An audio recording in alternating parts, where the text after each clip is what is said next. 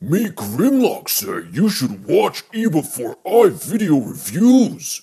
Hey, why me Grimlock talk this way? I don't know anything about that. I gotta get out of here.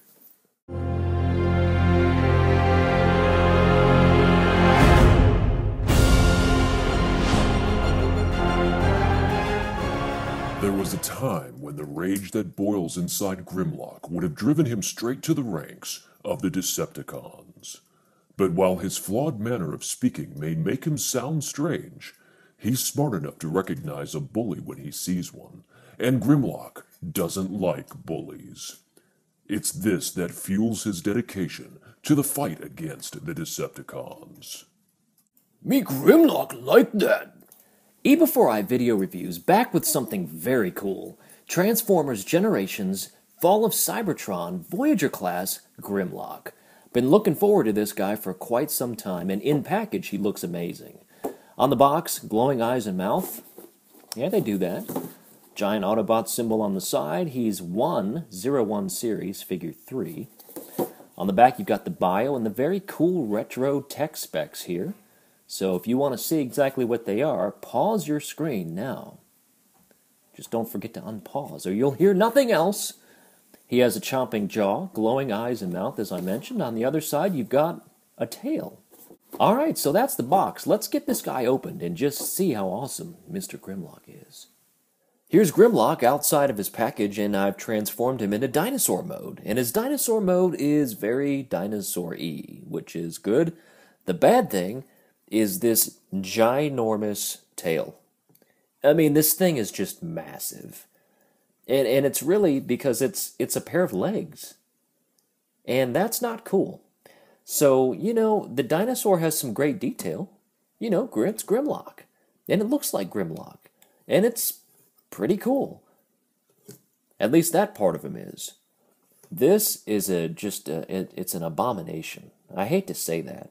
I was really looking forward to this figure. Now, robot mode is an entirely different story, but as is, this dinosaur mode, the tail kind of ruins it for me. Now, like I say, the front of it's fine.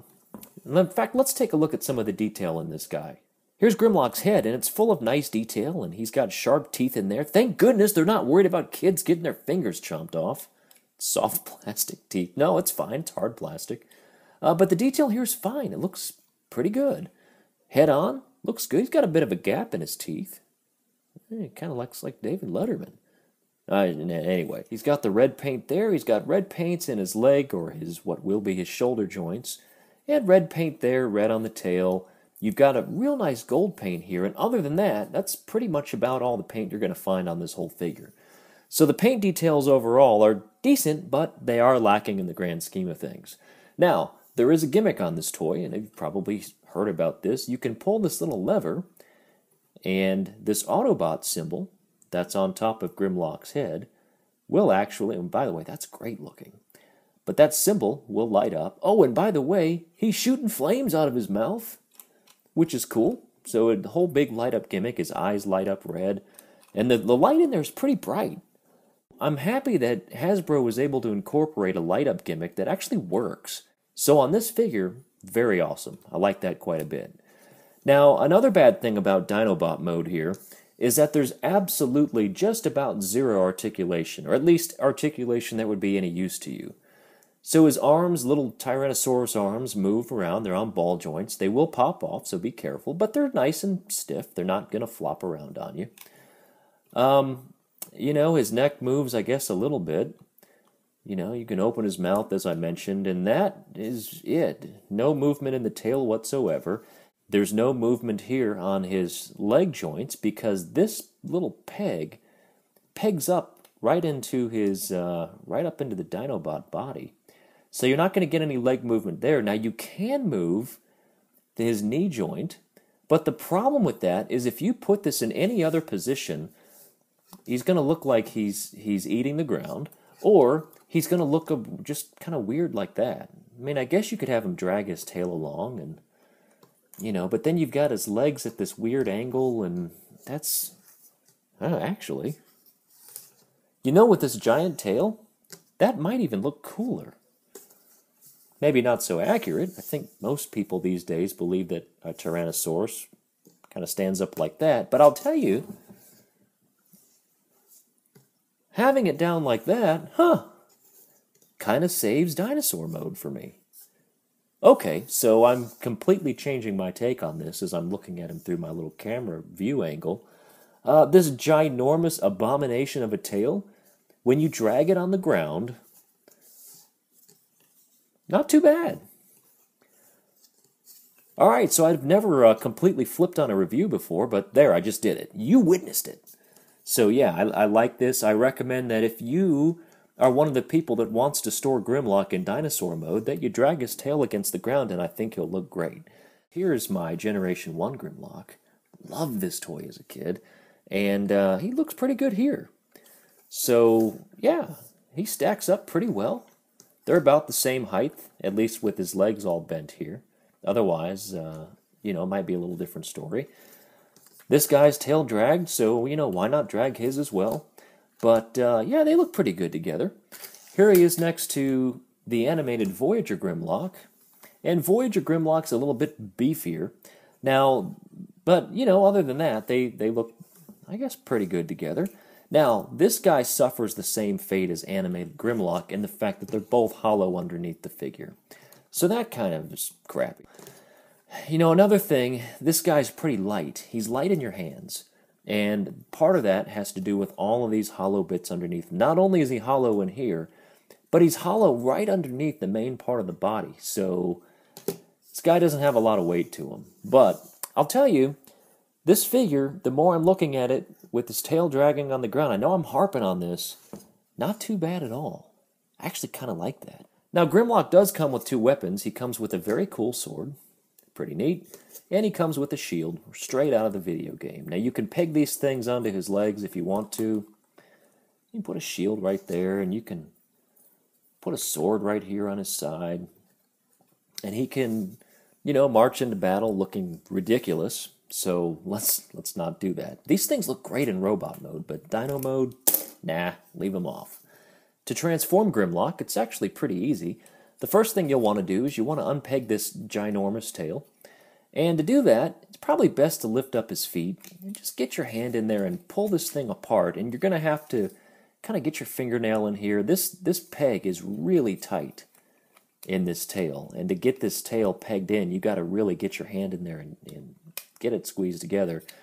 But if you keep pulling apart and get your fingernail between the tail, it should come off with very little issue. From that point, what you want to do is take these little leg bits, pull them out, and just kind of snap it down into place like that. Just so pull out, snap it in, and it doesn't do anything fancy, but you've got a little hook right there that's going to hook into the hollow bit on the tail. So just get it in there as far as you can, and it'll snap in and no issues. Now, with his feet, you just want to go ahead and pull them back up if they flop back down again. And you've built the whole bottom half of this guy. Let's continue on. You can go ahead and expose his arms by pulling these out. And these are really super, super tight ratchet joints. So kind of get your finger in there and ratchet it out like that. And then you can bend his arm down. Do the same thing on the other side. Get it out from under the tab.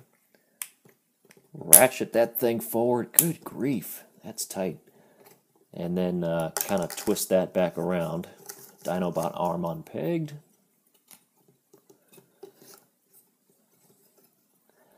Come around to the back. Take this whole section right here, and you want to unpeg. Just like that. Bring it around, take the head, and you're going to fill in. Now, I'm telling you, this chest is really bad. I mean, it's so hollow. So the one thing that kind of helps that is the dinosaur head flips in and fills up that space. Like I said, these arms do kind of come off easy. Put these things up against the body like that as you kind of hide them. Come back around to the front. You can kind of straighten out his elbow. Rinse and repeat on the other side. To expose Grimlock's fists, all you do is you grab this claw and you lift it up, spin the fist back around, and you can kind of close them back up, similar to G1 Grimlock. Do the same thing on the other side. Spin the fist, close these things up. And at this point, you're pretty much ready to stand him up and pose him up And what you have here is a Grimlock that would mess you up in a bar fight. This guy looks huge, and he is huge. And what a great profile on this version of Grimlock. I mean, I'm telling you, this guy is just straight up and down a walking machine of destruction. And that's what you want in a Transformer, right? So, you know, this guy just looks fantastic. Details up close. I had some concerns about Grimlock's face when I first saw it because these kind of look like lips. But up close, thankfully, they're not, because the last thing we want is a Grimlock with lips, because that would just be weird. But, yeah, it's just ridges in his faceplate, so it doesn't look too bad in person. In fact, it looks pretty good. He also has a Lightning Strike Coalition symbol. Looks like an Autobot symbol from a distance, but get up close, and it is a symbol of the Lightning Strike Coalition, which, again, this is a Fall of Cybertron character from the video game. The Autobots and Decepticons started to form off into all these different sub-factions, and Grimlock led a faction that he named the Lightning Strike Coalition, and everyone pretty much hated the name except Grimlock. So I believe even in the game, I read somewhere, I played the game, I beat the game, by the way, the game was great. But I read somewhere that Cliffjumper makes a comment about, you know, how disgusting he thought that name was when he saw it. So I don't know if that's true or not, but certainly makes sense, and I love that he's got that on his chest. So very, very cool. It complements the Autobot symbol that you saw in Dinosaur mode. He does have some light piping, which is pretty good. I've seen better. I've seen worse. Now, you can also trigger the light switch behind Grimlock and actually have the light-up gimmick to where the Lightning Strike Coalition symbol, let's see if we can get that to show up here, actually lights up. So that's kind of cool. Pretty neat, and these little red bits in his chest light up as well. There's translucent plastic here, and these little bits on his side, and actually behind his abdomen, as you'll see me block out the light here. So that's pretty neat. Kind of makes up for lack of paint. Kind of, sort of. Articulation on Grimlock is pretty good, albeit there are some problems. His arms are on a ratchet joint. Kind of a soft ratchet, but they move around pretty good. His elbows also on ratchet joints. His fists move, as you saw during transformation. His head is on a ball joint, so up, down, all around. His legs are on a 2-point swivel, and they kind of ratchet as well. Now, the problem is in Grimlock's knees. These are ratchet joints in his legs, and they're very, very tough to move. I mean, you really got to get in there, and the first couple of times that you do it, you're going to feel like this thing's not going to budge before you snap a leg, and that's not necessarily good. Now that I've done it a few times, it's moving a lot easier. So you can get some good poses, I think, out of Grimlock, but you really got to get in there and start twisting things around if there's any hope in you feeling like you're not going to break your toy into 1,000 pieces. Now, you saw the weapons that he came with in Dinosaur mode, and actually in Robot mode, they're quite nice. The sword slots in his hand and has that kind of cover handle right above it. And other than that, it looks very, very cool. I love the way this sword looks. The shield, from what I recall from the game, is very game accurate. And this pegs into his arm. So you can get those great poses right out of the game, and I think it looks great. Here he is next to his earlier versions of himself, and you can see how perfectly he's scaled up over the years. From Generation 1 to Transformers Animated Voyager to today, I mean, it's just really a perfect upscaling of the figure. Size comparison to some more modern figures. Here he is next to Voyager Class Ultra Magnus, and you can see he's a good bit taller than Magnus. So there's real nice size to him. I know the Fall of Cybertron Deluxe figures are much smaller in scale to the Prime line, but the Voyager so far between Soundwave and now Grimlock, no worries. So the bottom line to this review, Dinosaur mode was what I thought okay until I started to drag his tail. Now I think Dinosaur mode's pretty good. Robot mode, exceptional. So is it worth a purchase? In my opinion, absolutely. Pick this guy up if you see him, and I think you'll absolutely be thrilled with this figure. So this is eBEFOREi Video Reviews. If you want to follow me outside of this video, you can do so on Facebook at facebook.com/eBEFOREi or on Twitter at twitter.com/e_before_I. I also have a website, it's eBEFOREi.net, but they're really just linking to YouTube videos, and here you are anyway. So thanks again for watching. We'll see you again real soon.